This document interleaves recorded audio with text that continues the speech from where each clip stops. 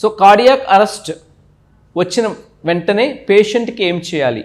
So మనం educated దీని మీద మనం చాలా మటుకు ఆల్మోస్ట్ 10 ఇయర్స్ నుంచి 15 ఇయర్స్ నుంచి ఈవెన్ కొంచెం ముందుకెళ్తే 20 ఇయర్స్ నుంచి కూడా పబ్లిక్ అవేర్నెస్ అనేది చాలా ఇవ్వడం జరుగుతుంది. బట్ ఇండియాలో ఎంతవరకు ప్రాక్టీస్ చేస్తారో మనకు తెలియదు. ఫస్ట్ పాయింట్, మనకి ఎవరైనా పేషెంట్ స్పృహ కోల్పోతే గుండె మీద చేయి వేసి సిపిఆర్ అనేది చేయాలండి. కార్డియో పల్మనరీ రెససిటేషన్ అంటారు. అది చేసిన వాళ్ళు మరలా గుండె తిరిగి కొట్టుకొని ఛాన్స్ అనేది ఉంటుంది. ఒక్కసారి సిపిఆర్ ఇనిషియేట్ చేసి వెంటనే పేషెంట్ని నియరెస్ట్ హాస్పిటల్కి తీసుకువెళ్ళాలి. దూరంగా ఉన్న హాస్పిటల్ మంచి హాస్పిటల్ అని కాకుండా ఫస్ట్ పేషెంట్ని బయటికి తీసుకురావాలి. దానికోసం నియరెస్ట్ హాస్పిటల్ ఏది ఉందో అది అక్కడికి తీసుకువెళ్ళి ఫస్ట్ ఎయిడ్ అనేది చేయించాలి.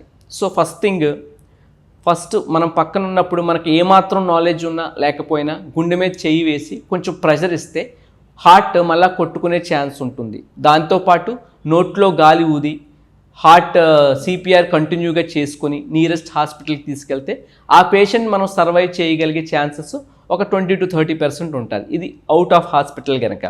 దీనికి తోడు మన అంబులెన్సెస్లో ఎక్స్టర్నల్ డిఫిబ్రిలేటర్స్ ఉంటుంది. సో బయటే మనం షాక్ ఇవ్వడం జరుగుతుంది.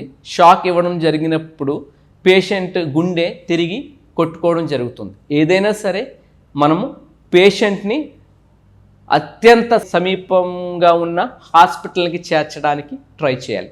That should be our first motto, because doctor only knows how to do effective CPR and how to bring out of death. Thank you.